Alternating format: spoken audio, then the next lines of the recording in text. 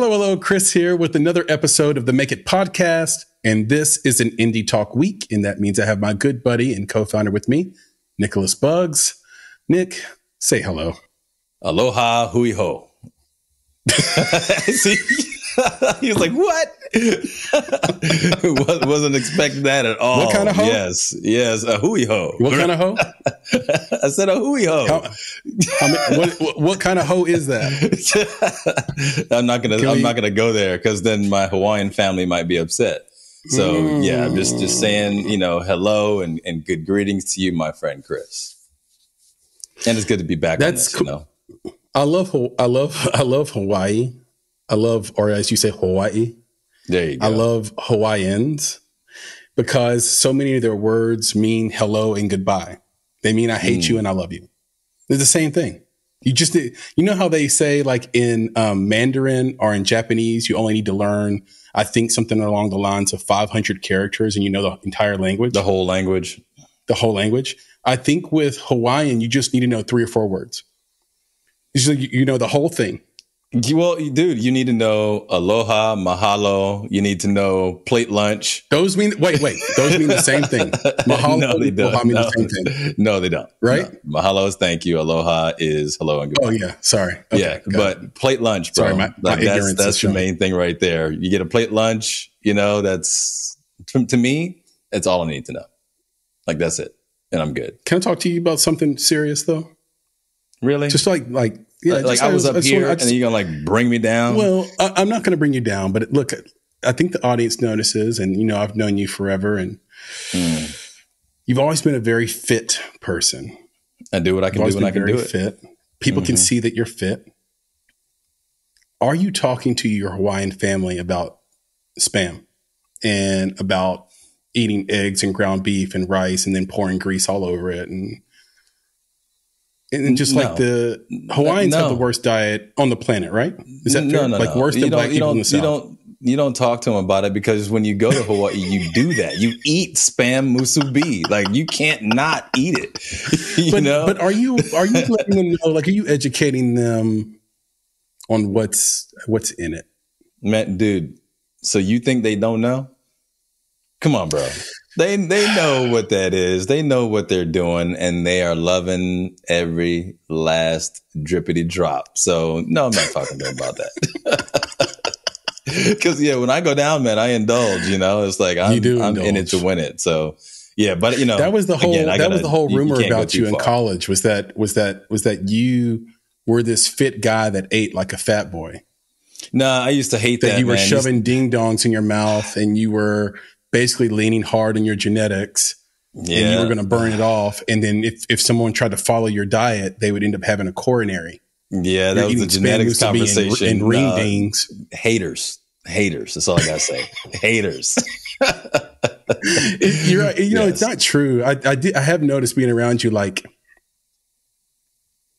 you don't eat like a rabbit. You just don't. I mean, you don't. But you don't eat a lot. Right. And do you have the courage right now on this podcast, in this conversation, to just look, there's a lot of people out there, including myself, that struggle with weight just because it's just so hard. There's some genetic. Will you just admit that you have a superpower in your stomach that prevents you from gaining weight? Will you just say what it is, or you have the courage to do it? So we have to put some context a little bit around this conversation because please. We are a podcast for the independent film community, right? So somebody listening right now is like, what in the heck are these guys talking about? How did they get to this tangent? Well, it comes back to this simple fact. Yeah, the tangent king. I don't even have to go there with tangent king, but it comes back to this simple fact. And it's something that you've heard me say 1,000 times, which is this. Yes. Filmmakers are people too. So we'll get into the film stuff. We do that all the time, right? This is what this podcast is about. But we also take the tangents because we are human beings who get to talk about human stuff. And if we're interested in a topic that we can share with other humans who are listening, then we'll do that. Now, yes, do I have this inborn superpower that happens to be in my gut that enables me to process things at a high rate, yes, I will admit it to the greater public that this is true. However, I will also add that, yes, I got a very clean diet, man. Food is fuel. If you treat it like that, then you're all good. Okay? Yeah. Fit starts with what you eat. Yes, you are right about the haters. And I appreciate you contextualizing that to the audience. But because you do not eat ring dings and ding dongs. Is ding dongs a thing? Ding dong's a thing, but I'm not sure about the ring dings. Do you eat that? Oh, no. Okay. So ring dings and bonbons and musubi, you're not eating that. You don't eat like a rabbit, but you don't eat bad. Right. Let's just be clear about that. Let me be clear. Let me be clear. Yeah, you don't. Yeah. So I'm good with that. But you do I have the opposite. Like, so if you're Bruce Willis on Unbreakable, I'm Samuel L. Jackson. Gotcha. Where like I can't get it out of me. Like I put it in, it pitches a tent. It's like it's staying for a while. It's taking a vacation. You've got a conveyor belt. Yeah. You eat, you go. You eat, you go. That's right. To the bathroom. Keep it clean. And I just look. It's he just had to put it out there like that. So anyway, let's reel it back in. Reel it back in. I'm sure that people are noticing this person creeping on our conversation here, just loitering in. But don't worry, folks. He's here by design. He's the one and only Lance Clark, Dean of the Arts from Huntington University. Lance, welcome to the Make It podcast and to this Indie Talk. Hey, thank you. Thank you very much. That was, I got an education right there. Learned about some Hawaiian dietary stuff, digestive information. It's good stuff. I'm loving this already. This is great. And thanks for inviting me on. Thank you for inviting me on. I've been looking forward to this for a long time. That's awesome, man. Yeah, this is great. And do you want to just sort of give people a sense of why we invited you on, maybe what they might know you for, what you're working on now? Yeah, well, first of all, nobody knows me. I'm a nobody in the world of independent filmmaking, but I'm trying to be somebody, and I think that's one of the great things about independent filmmaking is that with today's technology, and if you got enough passion and heart and drive, and maybe more than anything, just tenacity to not quit, you can go out there and do stuff. You can do some pretty cool stuff. So yeah, I'm the Dean of the Arts at Huntington University. I've been teaching there. Are you ready for this? 30 years at Huntington University. Wow. And about 18 years ago, we launched a digital media arts program. And my dream from the very beginning was to do something at a very S-tier level when it came to filmmaking and feature filmmaking. I didn't know how we were going to get there because, it's most people think college, student films being very less than professional.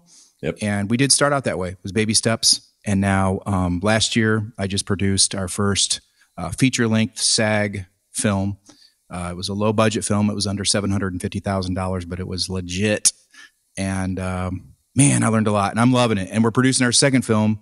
I'm producing our second film right now, along with my film partner, Matt Webb, who also teaches here at Huntington University.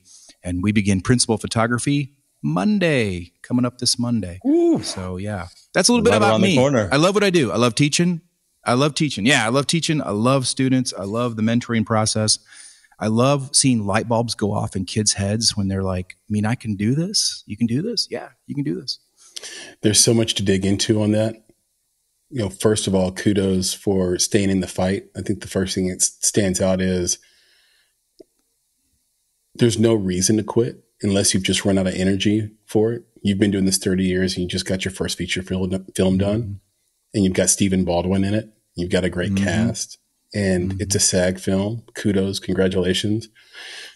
Just 2 months ago, there was a filmmaker and writer who had been, we were close to her, and she'd been on some panels at a couple of festivals with us, and she just basically hung it up. Just quit. She said, if it was going to happen, it would have happened by now. It's good to just admit it, to be pragmatic and just admit that, this isn't for you. The industry is too brutal. I can't deal with it. There's better ways to take use my time, make money, whatever. On one hand, Lance, do agree. I understand that. I guess, you know what I'm saying? Like, I understand the sentiment. Like, there are external pressures that everybody has where you have to say, you know what? No more delving in this. I need to go work for some tech firm and take advantage of my education or degrees or whatever. And then there's another side that the fighter in me, the working class guy in me, you know, I grew up, you know, just in a working class family. It's like, you know, we don't quit. We figure out the problem. We scratch and we claw. And I think you're just an incredible example of sticking in the fight, staying in the fight, and then reaping the rewards and understanding that there isn't some magical timeline. Yeah, it's good. I mean, I think too many people out there are just dream stealers. You know, they're out to steal your dream. They're out to tell you, you know, it can't be done. And I'm just a big, can't is just not in my vocabulary because to me, can't is the cancer of can. And it's like, well, how do we solve a problem? It's problem solving, you know, and I try to instill that in our students and in the people I work with. Every day last year on set, you know, if we go back to last summer, again, we shot this a feature in like 22 days, something like that. We shot every day, Monday through Friday, took weekends off. Every day I would go around to all my department heads who were all professionals, and then they mentored our students underneath them that were interning on the project. And I'd just go up to them, hey, how you doing? What's going on? And I'd hear things like, oh, wow, this is really tough. I wish I had this, wish I had that. And I would like, okay, let's figure it out. What can we do to solve your problem? And then I would remind them, you know, guess what we're doing? We're making a movie, guys. Yeah. We're making a movie. Like we're making a movie. Okay. Think of all the runway that led up to this point, you know, these 21 days that we get to do that. Because I think a lot of people just lose sight of that. Like it took, you know, 2 years to get to that runway. That runway was 2 years long. And then we made the movie and it's tough. You guys know it's a grind, right? You're out there 12-hour days, plus then you look at your dailies and then your first one up, last one to go to bed. And yeah, it's just, but if you can have that mindset of like, wow, this is so special. It's almost like sacred in a way, like of the arts, to just be able to go out there and collaboratively make art together. It's a symphony. And I literally every day, it's what I did. I just went around and like, hey, we're doing this. And, you know, after 4 or 5 days of that, it really turned attitudes around. People were like, we're doing it. We're making a movie. And people kind of started joking, we're making a movie, you know? And then my other slogan that I like to say is producers got to produce. Producers got to produce. So no matter what I was asked to do, producers got to produce. Yeah. What do you need? Yeah, do I have to go drain that RV? Do I have to go drain the sewage out of the RV? Yes. Producers got to produce. Yeah, you know, like there's no task. There's no task. Too big or small. Too big or small. As a producer of an indie film, you do it all. It reminds me of a guy I worked with, hardest working guy that I've ever been around in business. His name is Michael Sousa, and he came from the consulting world, of the McKinsey, BCG world or whatever, and Boston Consulting Group world. Yeah. And he used to say, if you're wondering whose job it is, it's yours. Yeah, I'm gonna steal that one now. That's my new one. Right, because right, Nick. Right, like there's a type of person, Nick, that will be like, "Who was supposed to do this?" And it's like, well, you just go ahead and do it. Yeah, like we'll figure out who to blame later, but right now, like you go ahead and do it. Like, and when you said. Some of the stuff you said earlier, you know, regarding that need to, and the compromises you might make in your path to your dream. I also think about the quote, like, "Good is the enemy of great," where, yeah, you're right. Like you can quit and have a good life. But maybe easier, and easier, might not be good, but you might forego the greatest life you could have had, and it's tough. That's a tough decision to make because, good is the enemy of great because good feels good. Nothing more addictive than a salary. Like that salary feels good. Yeah, money is a nice thing. Money helps. Yeah, Yeah, It definitely like, does. It is fuel. Food is fuel for the body. Money helps fuel life, things that you need to do. And I think if you're doing good work, if your art is good and your stories are good, it's going to get picked up. You know, you're going to get a reward for that. You know, I've seen it. I mean, I didn't start out as a feature-length filmmaker. I probably executively produced 150 10-minute films, you know, over the years. That's crazy. But you know, but it all comes around to like, put it out there, just give it your all, and life's going to reward you for that good work. It's true. I mean, there's just good vibes will come back to you. Yeah. Too many dream stealers. It's too bad. I mean, just people they've got to do what they got to do, I guess, you know, and I hope those people come back to it and realize, hey, take a sabbatical and come back to your passion, you know, push into your passion, whatever that happens to be.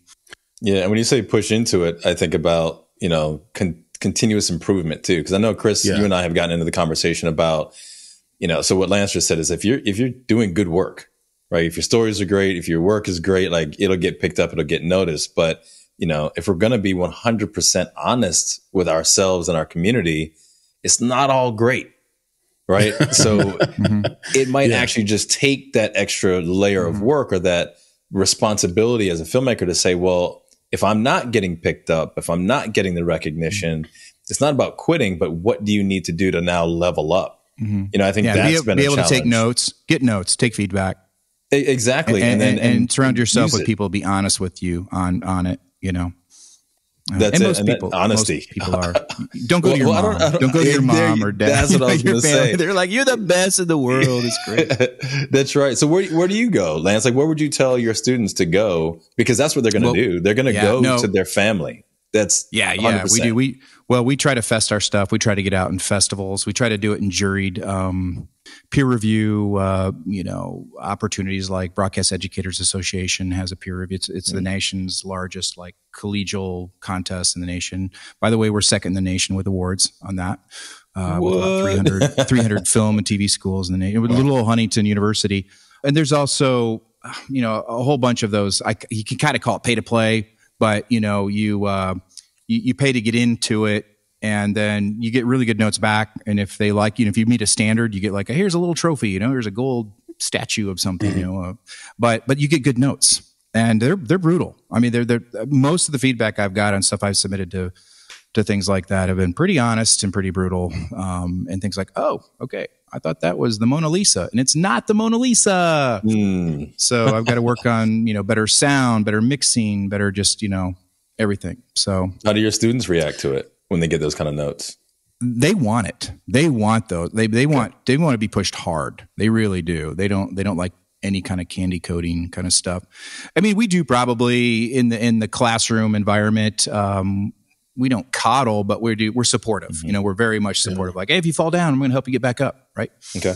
And that's not always the case in the industry. So one of the things we're doing right now with our capstone program, which is how we're doing our feature films, is through a capstone film program where we invite these professionals. We'd invite you guys in whatever your areas of, you know, maybe producing or directing or whatever areas you want to do. You come in and we give you students as a team. Well, you get really straight up feedback. And we had to have a little come to Jesus meeting a couple of days ago with a couple of students that were in a department that just weren't pulling their weight on week one. And we had a very candid talk about that. And the pro was really polite, but yet saying, you know, I'm not pulling any punches with you guys. You'd have been fired. Like I would have fired you guys if this would have been, you know, on another shoot. And everybody takes that note well. Yeah. Like they're able to.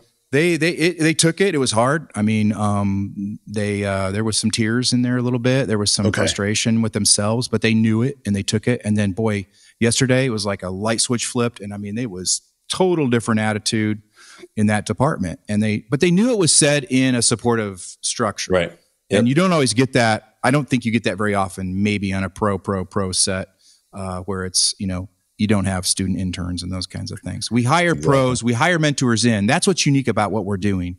We're doing feature films. We're bringing professionals in that understand it's a pedagogical opportunity, but at the same time, they're making money, they're getting paid. But they know that part of their job is to shepherd and mentor this next generation of storytellers and filmmakers. It's a tough task to do. It's hard to do that. Not everybody can do that. But so far we've been very fortunate to get great people in that care about it, that care about the craft, and are willing to like mentor these kids. I'll share the bonsai process for note giving and how we got good at giving notes and how we do this probably, or I'd like to do it like twice a year, but we probably could do it more than that. There's just the training, but we'll bring in like producer Elise and Jason who used to read for us, and this table right behind us, we'll take 3 copies of a short film script. I'll give them a red pen and a black pen. Red pen is for grammatical errors. Black pen is for style. And we'll just read it. And we'll just go through together all at the same time, read and mark. And then we switch each other's paper. And then you're like, oh, how did I miss that grammatical error? They got it. I missed it. Let's have a conversation about why you think that's a style error or a problem style wise. And I didn't, or I did and you didn't. And what happens is our whole team ends up being on the same page about what is good, what we think is good, what we think is great, what we think is bad, and why. And you can really trust us to give you a note. And I love that. We're kind of out of that game now, except for the stuff that me and Nick review for production and investment. But still, that if you'd like, I think it's a really cool, fun process. And we always use a short film so we can do it in one sitting versus a feature. I might be looking you guys up this fall. Yeah, we come in and teach that, Nick. Nick, you want to go to Indiana and teach them teach the process for that? That's cool. Yeah, but we're also a good balance, Chris. In the way that you and I specifically will review things, because we were joking earlier. It's like, am I an AI? I can be robotic. I can just take the feelings and throw them out. And just kind of look at something, very strictly. I'm just like, it is what it is, and it isn't what it isn't. But sometimes, my delivery, if I deliver those notes from that perspective, can be very harsh for a filmmaker who doesn't necessarily see all the science in storytelling. They feel the art, right? So when you're talking to them about things that didn't work or things that were left off the page or things that just didn't quite make it, it can be difficult. So, but Chris, I know that when you read, you're often reading for the art of it, right? And how did you feel about it? First. Well, I like that. I knew what they were, exactly, at least first. I knew what they were trying to say. And I'm like, but they didn't say it. And then, they didn't do it. And then when we put those together, we're like, okay, I get it. So the note really is to how to get them to bring the thing out that they were trying to do. And so how do you give that note as opposed to giving the note that you just didn't do it? So I think that we also try to balance the art and the science in those notes. And when I read it, I'm going, oh, that's expensive. See, now that's not happening. Got it.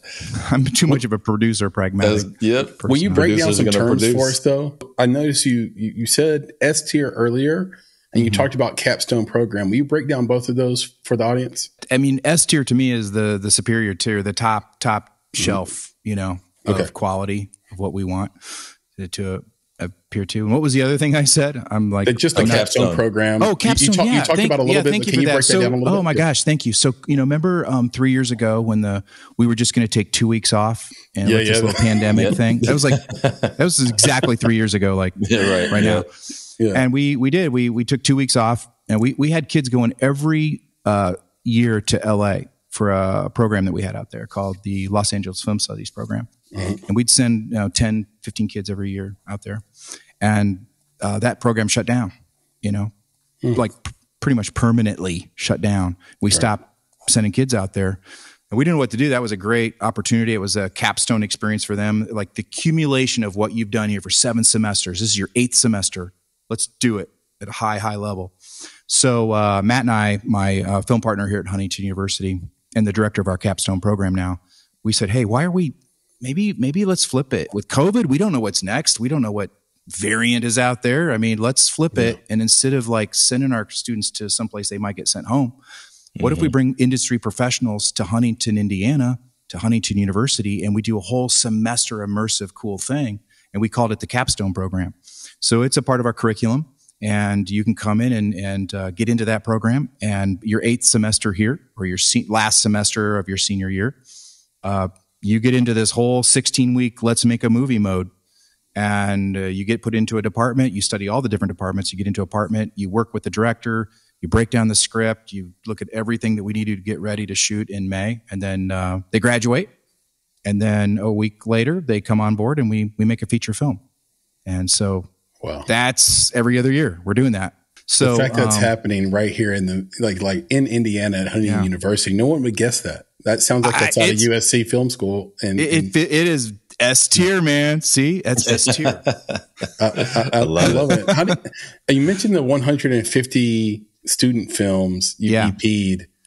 There is some tropiness to a student film, things that we've come to understand are going to be a telltale sign this is a student film. Name a couple of them. I'd love to hear what you sound. Yeah. Sound. I thought you were talking about thematically. Oh no. Yeah. If you're talking technically, yes, definitely. Poor sound, poor lighting. Thematically, stick every storyline you ever had in one movie. That's the thematic sign. Like you're just throwing the kitchen sink at your film. Or it's about suicide.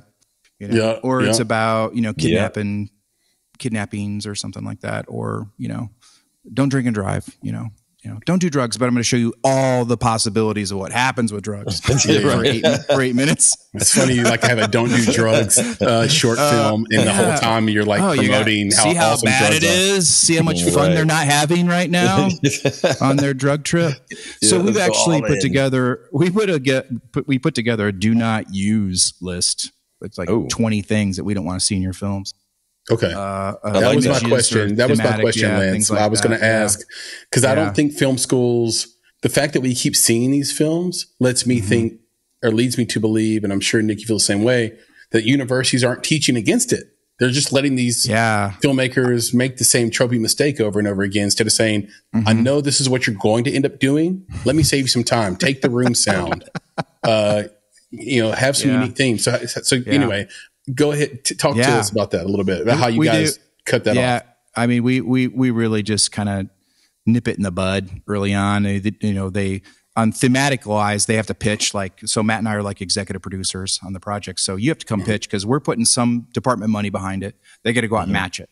So if we give them 800, they're going to go out and find another 1,000, for that. But you're using my money, right? You're using the department money. So there's some themes that we just don't align with. We're not going to do anything with that's racially insensitive. We're not going to do anything that's sexually insensitive. We're not going to do anything that demeans people, that is punishing people. We're not doing, murder, things without consequences, basically. Yep. We're not making Hallmark films. I mean, that's not what we're doing. We're not making goody two-shoe films. We like stories that are, that really push into the human condition. What's real? When I remember early on, and we've gotten our students to the point where they know going in, I better pitch something that is better, than what's out there. But, early on, we were getting some pretty crazy crap, really, really bad stuff, and part of me was like, well, what's this generation dealing with? I mean, is this what's going on in their hearts? What's going on in their minds? Because, and I would sit down with some of the guys. I'm like, well, who do you know that got raped? Who do you know? Do you know anybody that's been raped? I mean, was your sister raped? And I would ask him honestly, no, I don't know anybody that was violently raped. I don't know anybody that was violently raped. Well, then why do you have a rape scene in your film? And you're making it bad. It's bad, right? Right. But you don't know any, do you realize the steps you'd have to go to even talk about how to approach shooting something like that? Yeah. You're 18. Right. I'm 50. I would be really careful about even trying to write a scene like that and direct a scene like that. And try to pull it off. And pull it off. Yeah. That is they just don't think like that, And so we're not trying to do candy coated stuff, but most of the college students are going through issues of what I'm going to do with my life when I grow up and those kinds of things. So, okay, you can push into that, but maybe tell more stories that are not your age, 18 to 24, because most film festival judges are not 18 to 24. They're adults and they've had adult issues and they're going through adult things. So think beyond that. Let's don't cast all your college friends to be in your movies, so everybody is the same age all the time. And let's don't do one more coffee shop film that all takes place in a coffee shop. Nothing wrong with that location. It's just everywhere all the time because their friends work at a coffee shop. Right. They got it for free. Yeah, that's why. They got it for free. So let's be different. And so our stories stand out. We did a film called, last year, it was a senior film called Clown West. Okay. It's a Western film set in the 1800s inside a real barn that the lead character is a clown. He comes into the tavern as a clown. He's got a clown face, but he's not funny. He's just the clown. and it's all of that. It's just against the grain. And he's here to take out Jesse the outlaw, but he's stands, it's those kinds of things. It was a good story, and then they have a duel in the end. And then, so it's just, we're trying to push them harder on good stories. And then the craft is obviously very important, right? Yeah. Getting room tone, the basics, we try to cut all those basics, and we don't, I think sound, no matter where you're at, sound is always the issue. It just, I don't know. It's so frustrating. It just seems to be always the issue you deal with. And we don't want to say fix it in post. You hate to use that.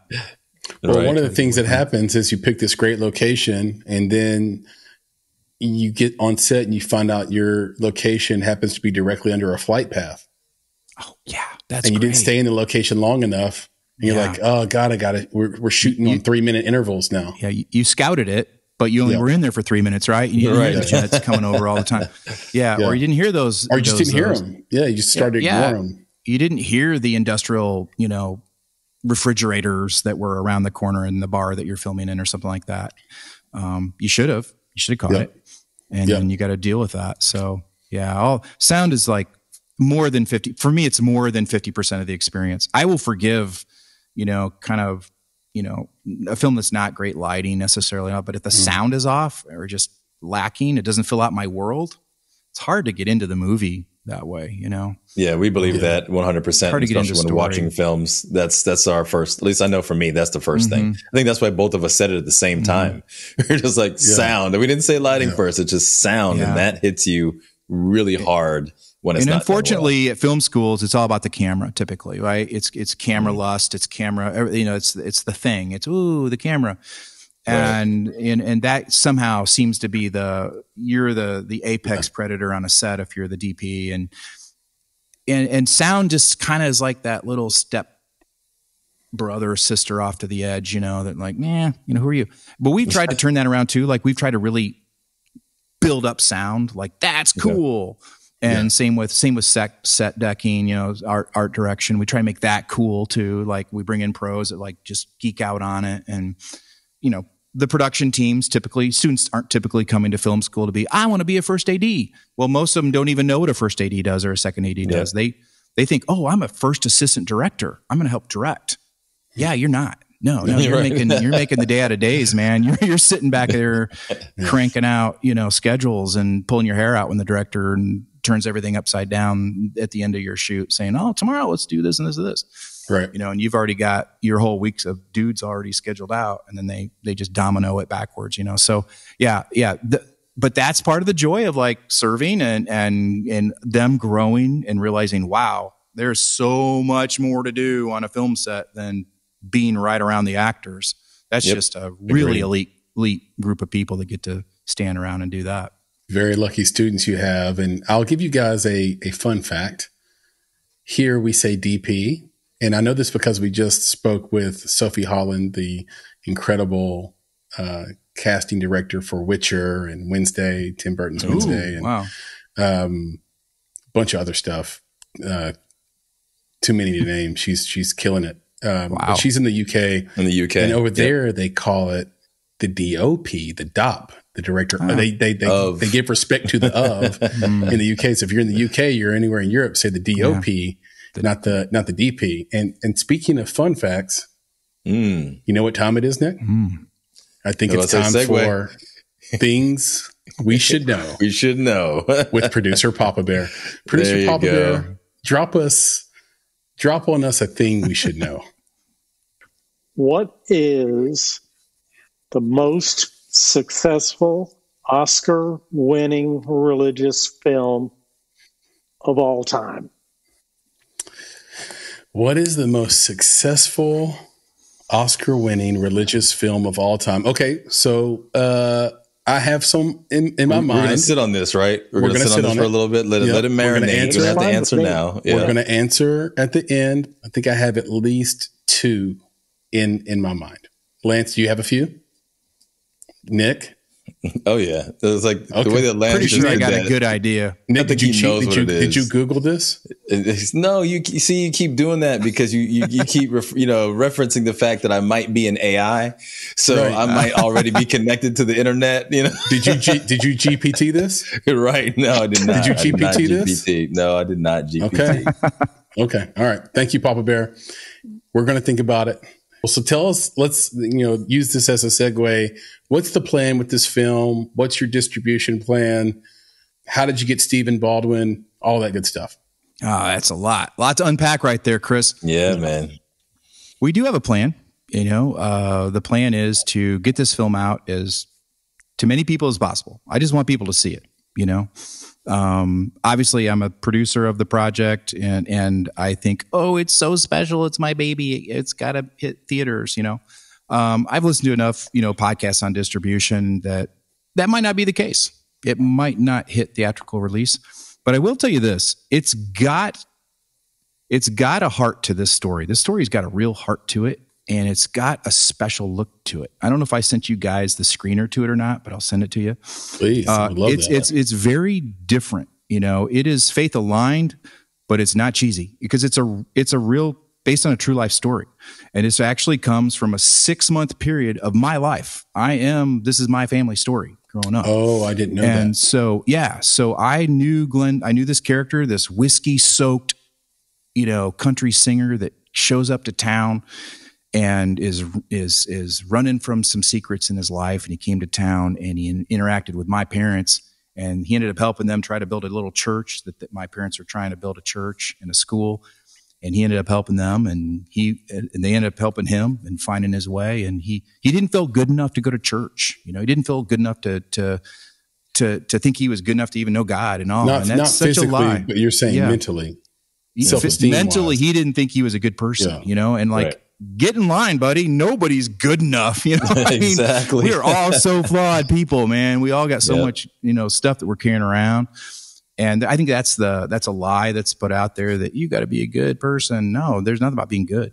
It's just about grace and being, feeling that forgiveness for who maybe you've done some wrong things, and there's grace and all that. And it's about restoring the lost soul. So that theme's in there, but it's definitely got a tender mercies vibe to it. Places in the heart, it feels like that. I mean, and I think this film could have legs. I think it's some of Stephen Baldwin's best acting. He's been in a lot of films, about 130 films. Yeah, obviously, he was in Untouchables and so forth. But I think there's a Suspects. That's right. It was Usual Suspects, not the Untouchables. Thank you for that. No worries. I'm going to fail in that trivia question. I know now. He was great. He was great in that. He is, and and he's a good actor. Really, he really is a good actor. And he showed up. He was all in. This guy is all in. And the way we got him is I'm IMDb, Pro.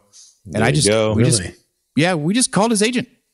We just hello, we're making a film and we've got no money. But I think Stephen would like the story.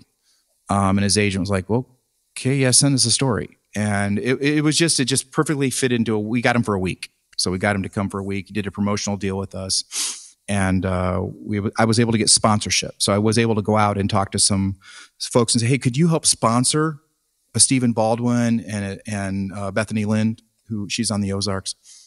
And both those were kind of our two kind of names, that we had. The rest of the actors are fantastic. I mean, literally, they're great. They're just awesome. And he was all in. He brought 100 pounds of clothes, shoes, ties, suits, everything. I mean, the guy was so crazy, like all in. But here's the deal, and this is something most people don't know about, is there's a scene in the trailer where he's very choked up and teary-eyed. Yep. And that's a very emotional scene in the movie. And I don't no spoiler alert, but there's a sad point in the film. And that day, I got a call from Stephen, and he said, hey, I think my mom's going to die today. And I'm like, whoa, hold on, I'm coming over to your trailer. So I busted into where he was at, and I sat in his trailer with him, and I said, tell me what's going on. He goes, I think she's going to die today. And he goes, my sister's going to call anytime. And I'm like, and I knew that what I was about to say would just shipwreck the film, guys. Okay. Because I knew I had him on contract for 1 week. We've got 21 days to make this film. All my pros are in. This was day 4 of 5 days. And we had 2 days of critical filming with him. And I said, you get on the next plane and you go home and you be with your mom and you be with your family right now. And he looked at me and he goes, Lance, I'm meant to be on this film. I think God was calling me to be on this film. We're making this movie and I'm not going to go home. And I've made my peace with my mom already. And he was all in. So that scene was literally like 90 minutes after he got the phone call that his mom passed away. And he walked on set. And we didn't tell any of the extras because there was a room full of extras and stuff like that. We didn't tell any of the crew. Limited people knew about it. And he pulled that. It is an amazing scene that he pulled off there. So, and he was all in. Now, he won't return my phone calls now, but back then it was like, he's just a busy guy, but I want him to see it. I sent him the screen. I'm like, Steven, please watch, man. This is like, dude, you're rocking this role, like in the scene. And so I think he'll get excited about it once he finally gets his sense. He was supposed to look at it this weekend.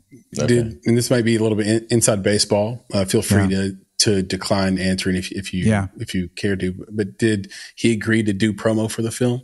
Yeah, so we did. And that's nothing new. That's a part of the business that happens. Mm-hmm. We were able to bring him in on a very decent SAG rate, and it was better than most, but it was great. It wasn't like probably the highest amount that's out there. Right. But we also were able to negotiate. Okay, if he was able to negotiate a promotional agreement where when he was on set, we did an interview with him for a 3-camera multi-cam interview with our students.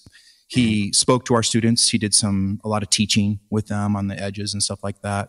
He answered questions we had a media day and he answered some questions and stuff. So it was that kind of stuff, Okay. I don't have a junket for him to go around and go on any, talk shows or anything like that, And I honestly don't know if Wayfaring Stranger is that kind of a movie that would even attract that kind of attention. But there was a film that came out a couple months ago, Jesus Revolution. I don't know if you guys heard about that or not. I've heard of Jesus. Yes, it was Irwin Brothers. This is their latest film. Lionsgate, distributed it. It's made almost $70 million. I think they shot it for 12 or something like that. It's everybody's pumped. Everybody's pumped about it. Unbelievable. I watched it and I'm like, oh my gosh. The first 10 minutes, there's a guy, it's set in the early 70s, and there's a kid on a yellow Schwinn bicycle, and there's a baptism scene in the first 10 minutes. I'm like, that's my movie, man. You just stole the first 10 minutes of my film. We have a baptism and a kid on a yellow bike riding to it. Wow. I'm like, okay. But anyway, but the reason that movie's so important, Lance, is because it proves once and for all, it's the hardcore smackdown to anyone who's sort of naysaying that film genre has a lane. It has a massive profitable lane now that people are going to start to invest in heavily because the investors are now, and the larger investors and banks even are starting to realize something that the folks that have been 2 feet in on this genre have known for the last 2 decades, which is that when you make a faith-based film, your audience is baked in. Yeah. You don't have to go find it. It's there. Yeah. They will watch your movie just because it's faith-based. The same way that a lot of horror movies, genre audiences will watch it just because it's a horror film. They want to support the genre.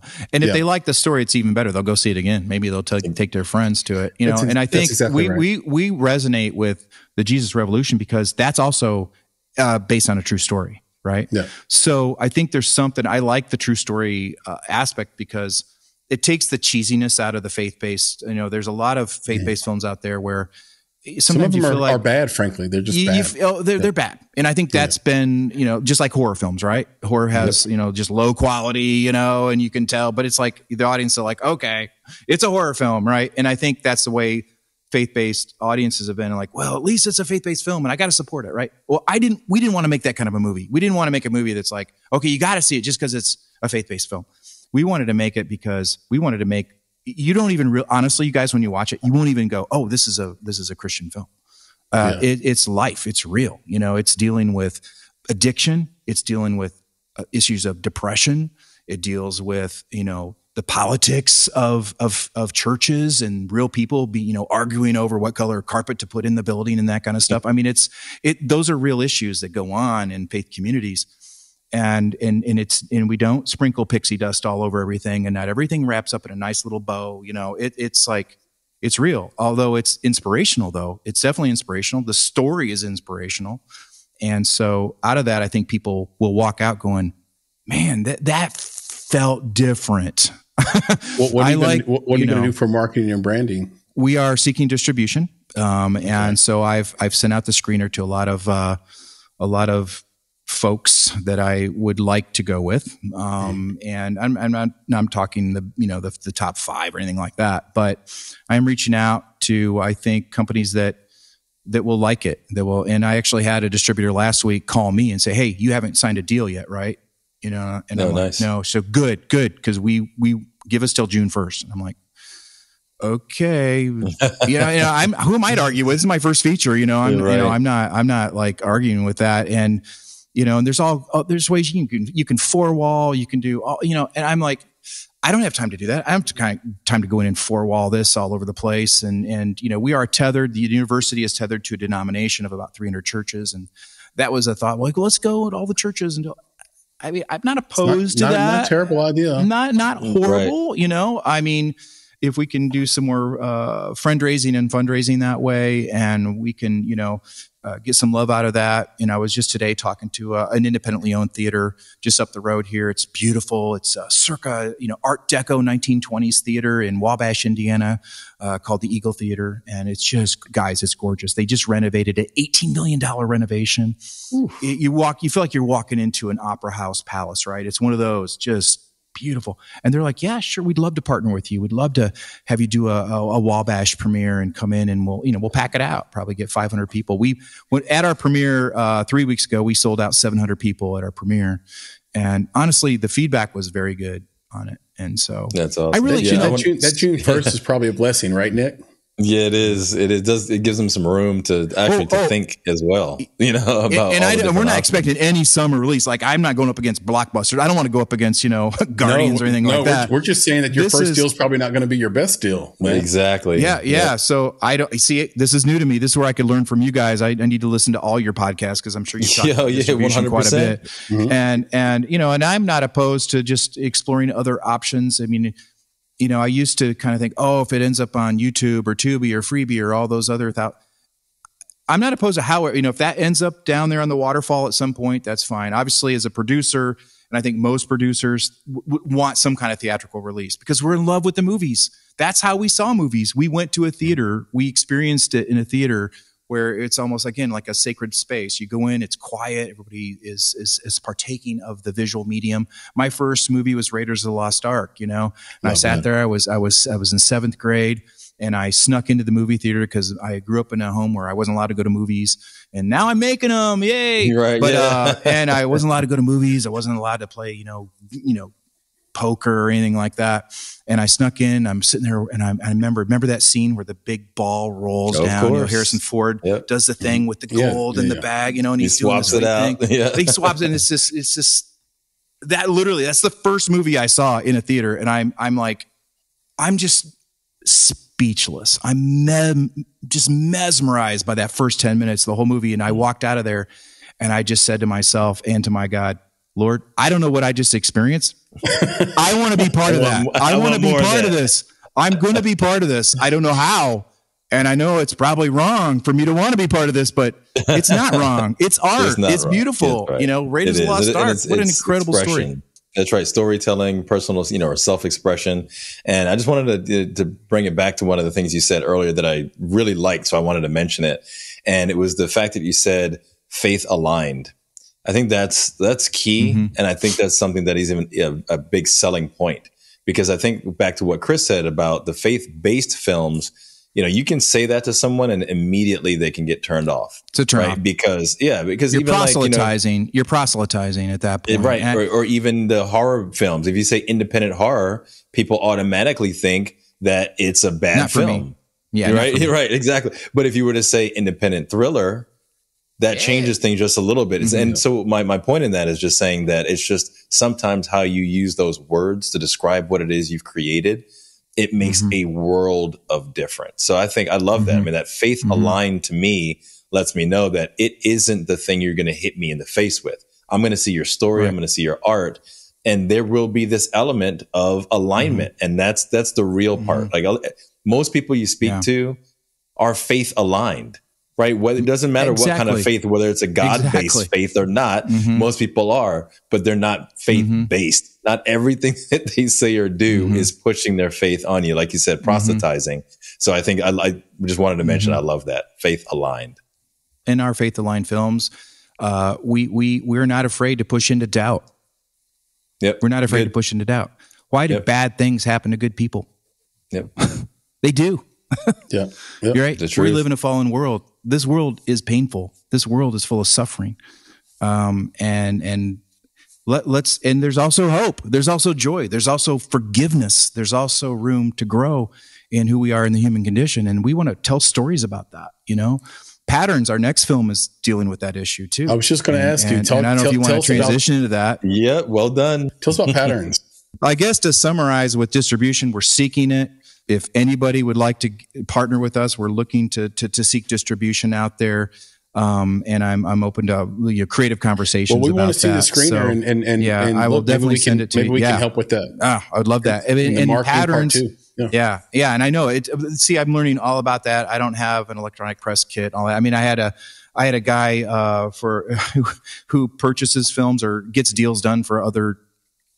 I'm learning this whole world, right? I produce 150 student films. I never had to deal with what's a one pager. I don't know what that is. I'm learning all this stuff, all this new lingo, all this new jargon in the last 6 months about electronic press kits, one pagers, EPKs, AP, all that kind of stuff. So I'm a quick read though. I love that kind of stuff and I love to learn. But Patterns is the same thing. It's faith aligned. It's a story about a family that comes together to support their father, who has just lost his wife, and he has dementia.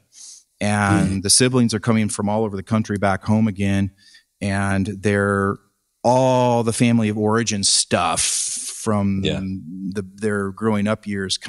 They have to deal with it. They have to face it. Maybe they've run away from that, and they've come back home, and and what do they say at holidays? Don't talk about religion and politics, right? Something like that. In Hawaiian culture, you're not allowed to. You're not allowed. Is that right, Nick? Okay. Nick, you're not allowed to bring up divisive stuff. Conversation points. It's all about love. But it always happens. You always have that crazy uncle that's like pro right or pro left, not this in and Hawaii. that. You can't help it. Well, I need to move to Hawaii then because I need to have Thanksgiving with your family, Nick. Because I grew up with the Trilateral Commission, man. Oh wow, stuff. Deep stuff. Yeah, the Trilateral Commission. I haven't heard that mentioned in 2 decades. Oh my gosh, the Illuminati. Yeah. You're right. Yeah. So Bilderberg Group. I know. Yes. They run the world, man. Chris, you're with, it. Right. Are we related? You're right. Probably. Hey, no, don't start. They're going to see the tangent happening already. You can go deep on that. This is what happens. Family gets together and fireworks. And you know what they say about any scene in film, right? Nothing's more boring than two people agreeing with each other, right? And you can't have that. Yep. So out of that, it's a page turner, and it's all about dealing with that. But it's a really great story of loving on their dad, learning to forgive each other, and how to move on as a family, and picking up the pieces. So it's a good one. We've casted, I think, smartly, and that's probably not a good grammar way of calling it, but we've casted wisely. We've got Piercy Dalton. She's been in a film called The Open House. Mark Forget from Ford versus Ferrari. Great movie. Kiana Sanchez, I'll be there. Peyton Edwards, Weekenders. Thomas Mahard, he's actually British. We needed an older gentleman to be British, and he was in Gran Torino. So, we've casted these SAG actors or SAG, they call it SAG qualified actors. Yeah. Because SAG just pulled a fast one on everybody. Did you know that this year? They changed the budgets for ultra and ultra low. Yeah. Yes, they did. Yeah. So we were counting on the fact that, if we brought on a SAG union actor, we would pay them the SAG rates, but our non-SAG actors, we wouldn't have to do. We could still be the low budget. And they're like, no, well, let's look at who they are. Oh, no, they're SAG qualified. So if they're SAG qualified, then we had to pay the extra, 40% on them. Hey, I raised the money. It's okay. Producers got to produce, guys. That's what we do. Yep, producers got to produce. So. And you got to pay attention to when things and how things change. So that's perfect. Yeah. Get it. I'm excited. So what's the timeline on this, man? You said you're starting on Monday, right? So we're starting. We've been prepping all week. The crew is in, cast is in, prepping all week. Tomorrow will be our last prep day. Tomorrow, and according to the timeline of this podcast, in my world, tomorrow's Friday. And then Monday, we start principal photography, and we're going to film for 15 days in and around a house that we are renting. And we're able to just take total control over it and the property, and which is great. And then the last 3 days, so it's an 18-day shoot, 85 pages in 18 days. 85 pages. Okay. Tight. Mm-hmm. Are you the one writing these, Lance? Did you write? No, I did not write it. Matt wrote Wayfaring Stranger, and we co-produced that. And then I'm just producing this film too. And then we had a writer who is a non-union writer. She would like to be, I'm sure, but she wrote this. Is alumni. Rachel Hart is her name, and it's actually based on her grandparents. Her grandpa was British, and I think he had dementia, and so she draws out of those, true stories. What do you think about the writer's strike? Yeah, we're into of non-union writers. Are we into it like 2 weeks now? Almost 10 days, something like that. Yeah. And I was in Burbank the week before because I was just out of the for studio. the people listening, and not to cut you off, that we're recording this on May the 11th. So right. Anyway. So. Yeah. I was there the week before, and it was the buzz and definitely in LA at the time, because I was on the set of America's Got Talent. One of my former students he does all the behind the scenes, videography work on that. So I was on set, and they were all talking about, is it going to, well, guess what? It doesn't affect reality TV, because they don't have, they're technically not scripts, even though they're all scripted.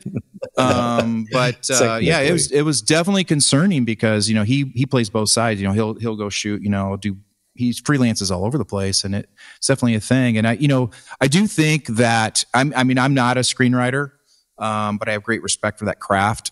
And I think things have changed since 2008. Look at all the vast array of distribution outlets and ways that stories are being disseminated and regurgitated over and over and over again, and on platforms that I don't think writers have been able to monetize to a certain point. I don't know all the ins and outs of what the strike is about. I mean, but I do. Unsurprisingly, one of them, Lance, is the big one is AI. The networks just won't strike. Mm-hmm. That from the contract. They will not strike the language that says they could use AI in the future. Oh, they can or they cannot. The writers can. The guild wants a certain AI language, and the networks want certain AI language. Yeah. And so, well,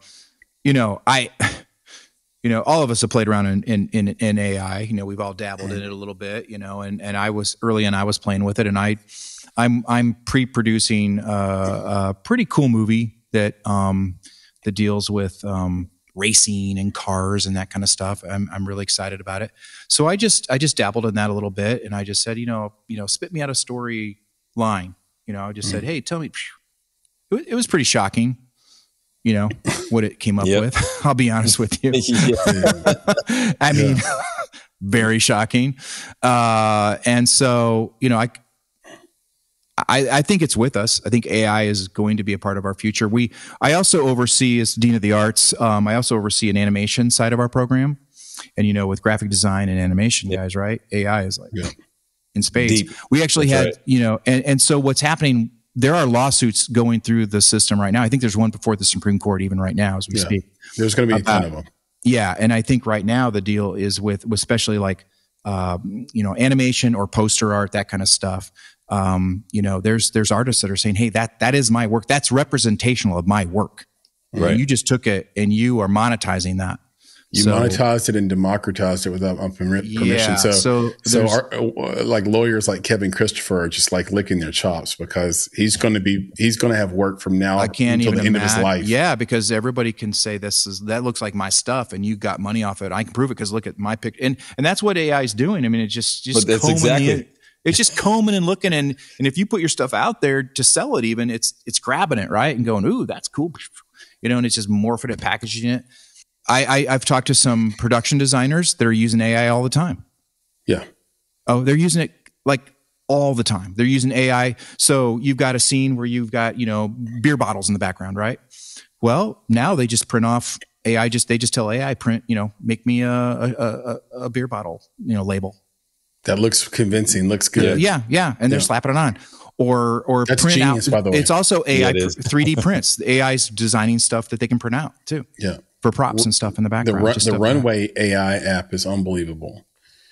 So good for student filmmakers. I mean, because now you can shoot that coffee shop scene you talked about and seamlessly turn every person in there into like aliens if you wanted to. And now all of a sudden that coffee shop scene is interesting because it's a bunch of aliens in a coffee shop. Right.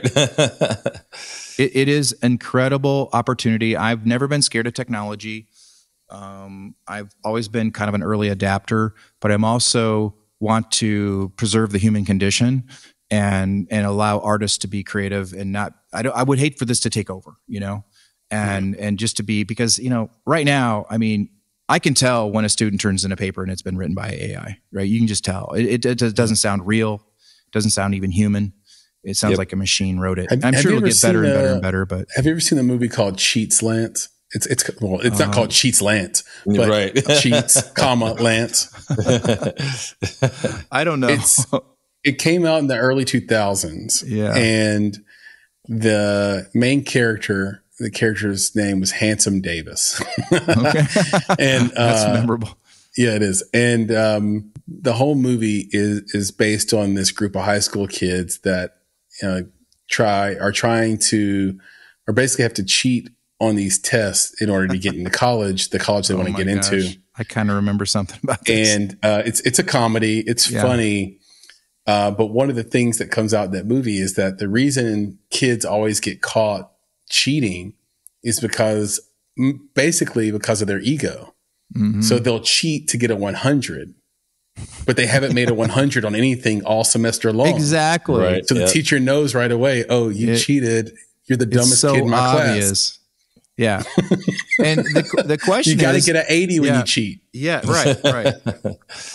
That's exactly right. And the AI doesn't do 80 work, but I will say this, but it does do that not quite human work. And I think that's the part where, it can be easy if you care enough to find it. They've had some of those images on social where they're like, well, you can tell this is AI. Well, yeah, because you put the words, you can tell this is AI. But if you're quickly looking at something, you're looking at something at a glance, or you're looking at something in a scroll, you might not see all of those elements. And that's what the AI is going to be doing, is going to be kind of proliferating because people aren't looking at things with the level of scrutiny that, any of us might. It's like watching a movie. If you're in the industry, you're looking at things a little bit differently than you are if you're not in it. Right. So I think that's the thing, is that it can produce things that we would be like, that's obviously AI. Whereas the general consumer would be like, that was awesome. That was perfect. We're like, no, right. Don't take over. Right. But it's, I think, like you said, Chris, they're dealing with that with the strike right now, in addition to the other things, which is being able to monetize their work. Monetize their work. Exactly. And get paid a little bit more based on just the way money has changed. And, I think people view Hollywood writers as these very wealthy people. And first of all, there's only like 1,200 to 1,300 working writers that are getting paid. So being one of those is kind of like hitting the lottery. But of those 1,300, they're not all like millionaires and rich. I mean, they have to monetize their work and continually monetize it on the level of inflation and the cost of living. But to your point, both of you actually, these lawsuits that come out might slow down the progress of AI and make the strike a little bit, easier to negotiate down the line. but it will be with us, to your point, Lance, in our culture going forward. And I think, speaking of culture, that'd be a good time to bring in our culture check. Oh, it's that time, man? I think so. It's that time? Yes. It's that time for a culture check. Let's hit it, man. Because, we talked about this. Like, we got to do the culture check this week because of, I guess you could call it a great op-ed, right, that you provided in our newsletter, which, if you're not subscribing to it, you should. bonsai.film/subscribe.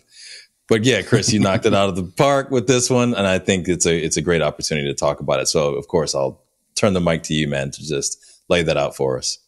Well, thank you for that. And it's apropos to what we're talking about just a moment ago, which is this strike. And look, you were mentioning, Lance, that, hey, they work on reality TV. That's not scripted. They don't have to worry about it. Or, hey, I've got this young lady, Rachel Hart, who wrote this movie. She's non-union, even though she wants to be union. Well, if you're paying attention to the strike and the strike rules and some of the people on the ground, they've made it very clear. If you plan on being in the union in the future and you're not, do not submit things for hire. Do not submit works to be produced. And if you have things out there, pull them back. They're really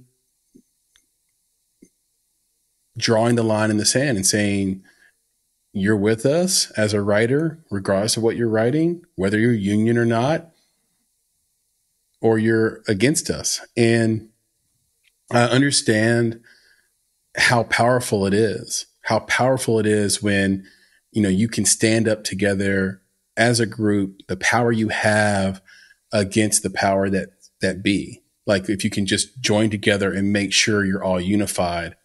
But in the commentary that I wrote in the newsletter, I noticed on Twitter, I'm on Twitter as sort of my primary social media outlet, I suppose. But I noticed that there was this scab, which is, that's first of all, just that name, right?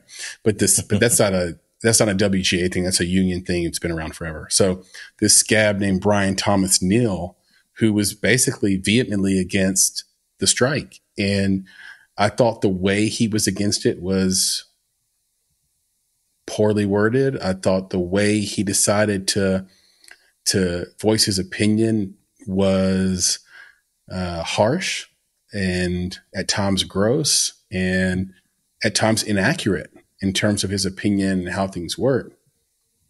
And the result of him being a scab publicly on Twitter was that writers started to screenshot his tweets and ask anyone that was following him to unfollow and block. And sure enough, this guy went from, thousands of followers down to, I don't know what he has now. Last time I checked, he had 173. Wow. So he lost his entire tribe, if you will, his hive.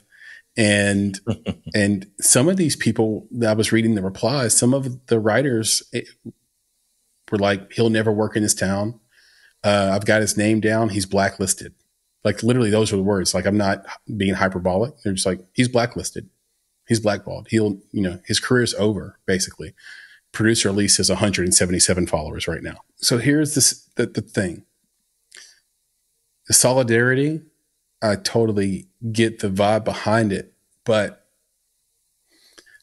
I don't think we should be ruining someone's career because they have a different opinion than us. I think that's bad for our culture.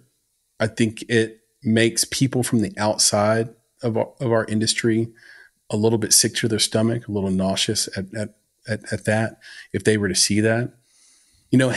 Had he been a little bit more articulate in his objection to the strike, then he might actually warrant sympathy. But it's the fact that he didn't use good words and didn't use good logic in his argument that it's kind of like he can be a sacrificial lamb. And I think sometimes we forget, like, okay, even speech we don't like, even speech we disagree with, even speech that's not articulately sort of put together, still should be speech that is protected from someone losing their entire career. someone losing their entire following, someone never again able to work in their chance at being a union member in the future if they have even Nathan Bedford Forrest decided, renounced racism before he died. like we allow people to pivot over time, right? He might be ignorant now, but he might not be ignorant in 3 years from now about sort of the benefits of the union and why the solidarity is important. And so I just think it was a really bad look for the culture. We didn't need to bully this person. Look, I gave you this example earlier, Nick. It's not as if the networks were in a room with the negotiated contract ready to go, something that was going to make the writers and the union really happy. And then they saw Brian Thomas Neal's tweets and were like, oh, wait a second, rip it up. Rip it up. Yep. Right. We got a guy over here that'll write with us. He'll use the AIs. Let's go. He'll write every show that comes out on every streamer. Let's go. Like, right. No, his voice wasn't that strong. Right. Someone disagreeing with us or the general consensus opinion of the union is not going to have a material impact on the negotiation.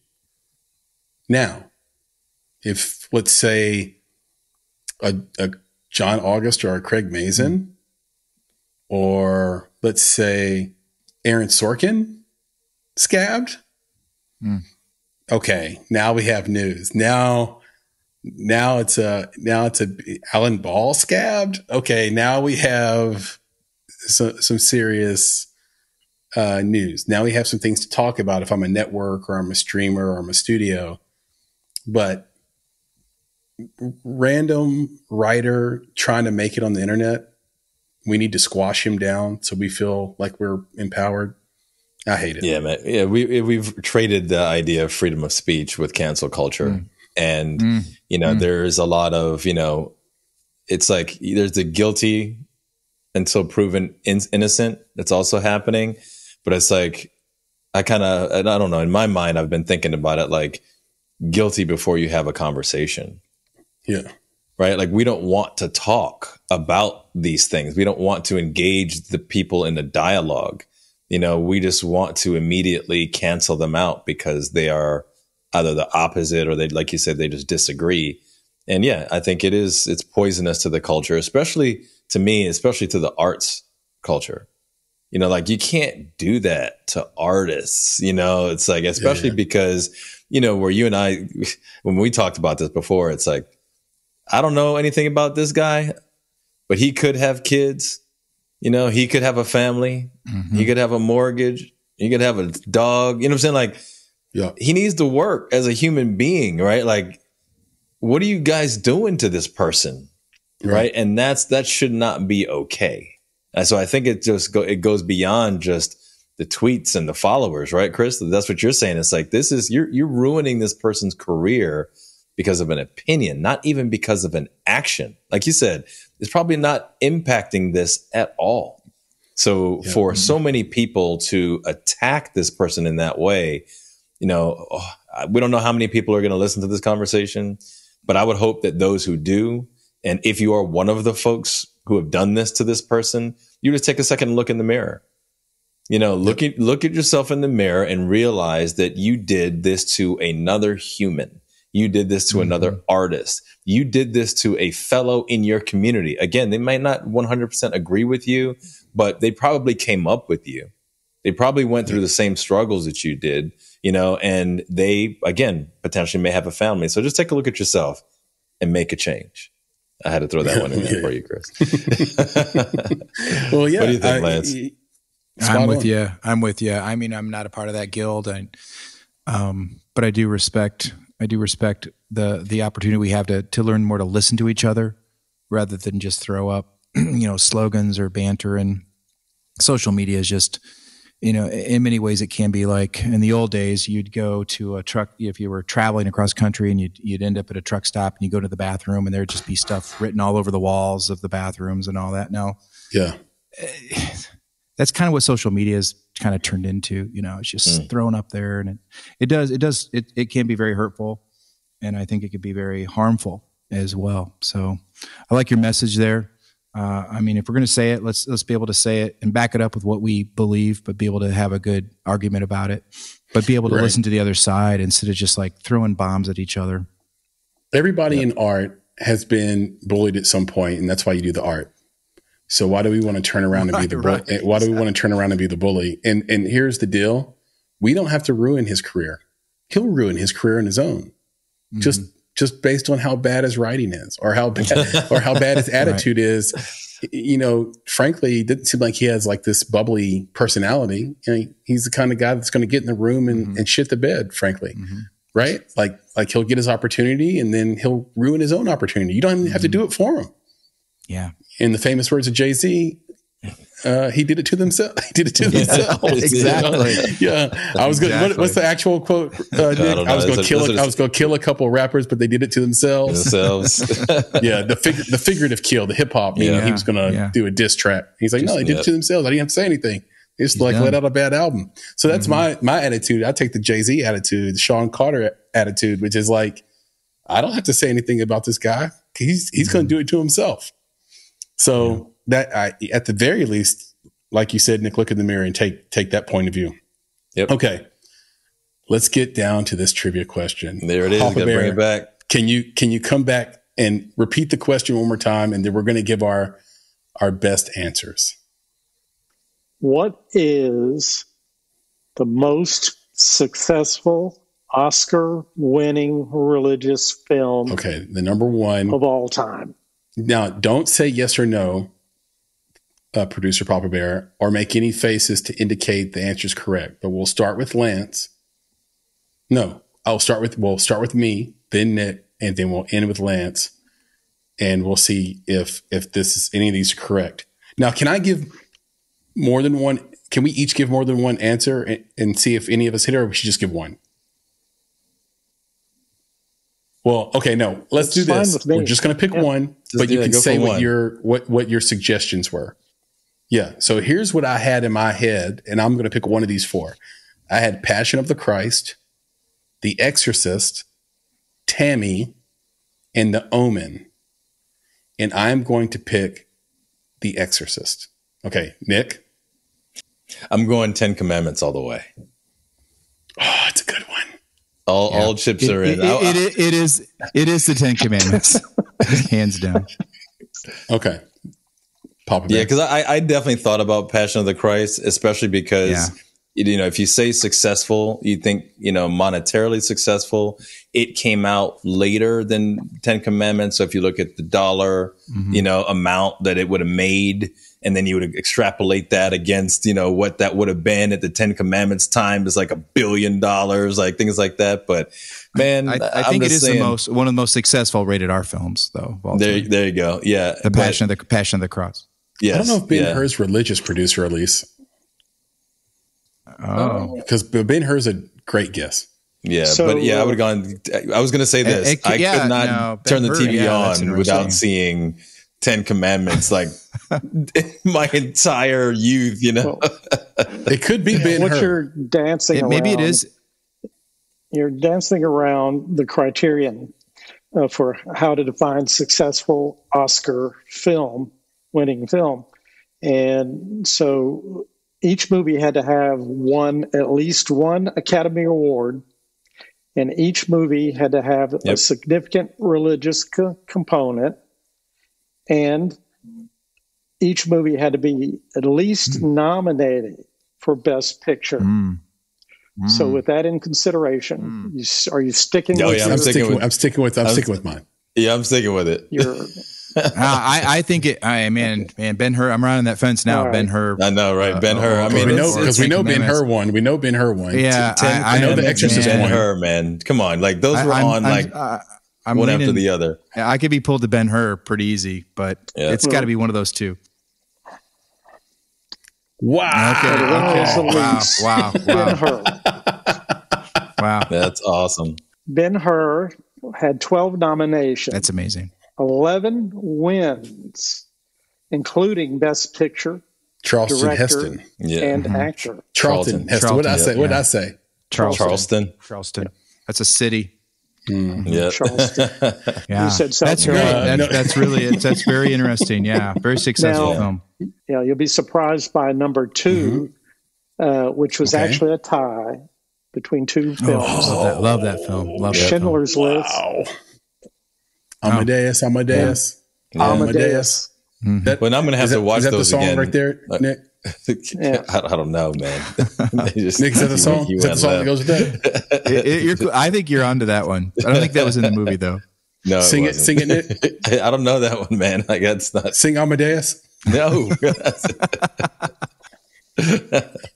But yeah, those are. I'm going to have to watch those again, though. Seriously, like that's because again, those are movies that I haven't watched in a very long time, but were that integral part of my youth. Honestly, you would turn the TV on and Ben-Hur was just on the television. It was like, that is true. That's what came on. Yeah. So it's a good film. It's a good film. Yep. Yeah. For you, it was you were saying Tinker Madness. I saw Ben-Hur when you turned the TV on as a kid. Now it feels like if you turn the TV on, it's going to be the Shawshank Redemption. Shawshank Redemption. Yeah. It's on. That's our religion now. It's yeah, but what a great story, redemptive story, you know. Seriously. Is. I mean, it's it's a great story. Thank you, producer Papa Bear. I thought PB was tricking us, so I was going horror the whole way. Like, it's going to be The Omen, or it's going to be The Exorcist, or it's going to be one of these, The Good Son. I think it's got Macaulay Culkin in it, actually. I don't think that's religious at all. It is not religious, but that's a great movie. Yeah. That movie was crazy because he was just coming off those Home Alone films. That's right. And then all of a sudden, he did an exorcist head twist on us. Exactly. Yes, Lance. Yes. Like, what is happening here? Yeah, that's awesome. Well, good job, guys. Good job for this release. You got Ben-Hur. She got it. She got it. She's good. She's sharp. Yeah, well, she went to film school, so I'm not going to give her too much credit. No, whatever. She's great. No, she's awesome.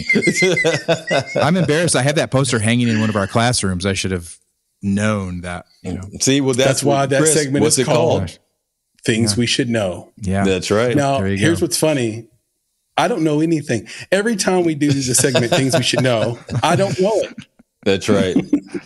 I don't know it. So I guess I have to pull a Miriam Bell. I have to pull a Miriam Bell and get into my books, start watching some more stuff. No, this is great. Turn on the Melvin Van Peebles movies. So Chris, you have to remember, this gets back to, again, first principle for me. Filmmakers are people too. And why is that important? Why is that relevant to this? Because we're fallible, Chris. We don't have to know everything, and nor should we project that we know everything. So it's okay to do some trivia. I'm going to project that I know everything. Don't be that guy. Don't be that person. I'm going to project that I know everything and see where that lands me. Where that gets you. Yeah. Well, I'll tell you what. This has been just an incredible conversation, and I do feel like I know more having spoken to you, Lance. And so really, sincerely, me and Nick have to thank you so much for joining us on this Indie Talk, dropping some knowledge on us. However we can help, we're down to do it. Give me some love, man. Give me some connections. We're down to do it. And for this audience, we're always down to help you. We hope you enjoyed this.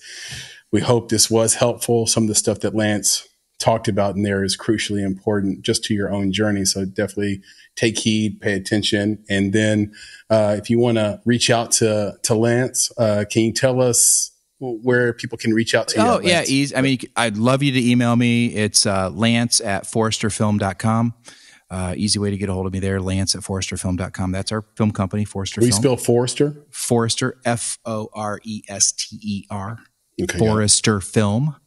We are the Foresters, Huntington University. We're the Foresters. We take care of woods. We take care of nature. We're the Foresters. And we wear plaid. And we wear beanie hats and that kind of stuff. It's fun. But because it's winter. It gets cold here, guys, in Indiana. I don't know about Tennessee or wherever you guys It's all over the place in DC and Tennessee. Yeah. And also, if anybody knows anybody that loves, that they think they've got a son or a daughter, or they know somebody that would love to study film, I'd love to have that conversation. I love inspiring the next generation. We have to train the next generation of storytellers, right?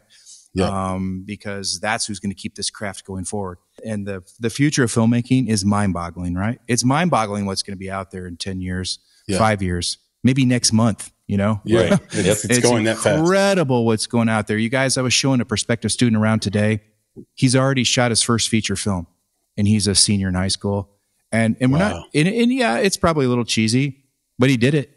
But he did He it. shot a full feature film, and it was Yeah. based on the Scream trilogy, you know, all those Scream films. Yeah, It's a fan film, but this kid has guts, man. He's a ragtag going on. I love those kind of students. I love that kind of tenacity of like, let's make a movie. Let's make a movie. And I would just encourage everybody out there, go make a movie, go do it. Just do it. Get out there and start moving, start taking the next steps. Everything is out there for you to do it. Honestly, you can do it in collaboration, and it's definitely collaborative art. You cannot do it on your own. Team up, huddle up, get some friends, and go out there and do this thing. Absolutely. Is there anywhere on social people can find you? I mean, yeah. I mean, I guess I do, Instagram and so forth. You can find me at Lance D. Clark. I believe that's what it is. Lance_D_Clark. But Lance Clark on Instagram, Facebook, Huntington.edu. You can find about our programs there and so forth. So good things are happening. And this has been a blast. You guys are awesome. I love it. I learned so much tonight about things I never thought I'd even hear about not only the film world, but other worlds as well. So thank you for the opportunity to come on and be a part of your amazing podcast. I love it. This is pro. This is very pro, very S tier, man. I love it. You're a producer. I mean, you got producers, and I mean, this is amazing. I love it. Good stuff. Yeah, thanks. That means the world to us, man. We're going to have to do it again for sure. And for those that want to reach out to us, there's a couple of ways you can do it. You can email us at contact@bonsai.film.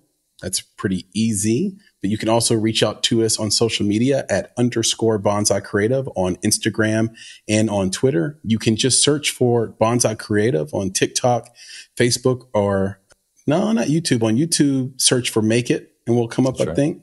Make It Podcast. We're on Make It Podcast on YouTube. And so we'll come up on all those. You can reach out to us in those ways. If you want to reach out to Nick directly and tell him how much you're disappointed in him for not helping the people of Hawaii, you can do that at nick@bonsai.film. He loves to get a hateful email about things he does on this podcast. If you want to reach out to me and congratulate me on calling him out on that, you can do that on Twitter at @FlameInYourHeart, or you can just search for Chris Barkley on Twitter and I will come right up. No, I'm just kidding. Be nice to Nick. We love Nick. Be nice to him when you email him. And then last but certainly not least, go to our website. There's lots of goodies on there. www.bonsai.film. That's BONSAI. Some people like to spell it with a Z. That's incorrect. It's SAI, like the tree. And there you can look at a variety of things around the Make It podcast, find everything you want to find, all the places it's distributed. And you can certainly subscribe to the before mentioned newsletter at bonsai.film/subscribe. You can also find places where you can donate to our Patreon. Hey, it costs a little something to make a podcast. It's more than just time. We try our very best. We try to be S tier, and S tier is hard. And so we need all the support. Donations start at just $5. What are we doing, folks? This is like less than a chai with a shot of espresso in it. So help us out, do your thing, patreon.com, or and search for Bonsai Creative, or just go to Bonsai Creative or bonsai.film rather, and you'll find our Patreon page on there. And so with that, Nick, can you please leave us with the credo? Of course, to all of our friends, our family, our fellow filmmakers out there, be better, be creative, be engaged. And thank you for listening. Lance, Nick, talk to you soon. Yes, sir. We'll do it again. Thanks, Lance. We appreciate you, man. See you guys. Great show. Thanks. Peace.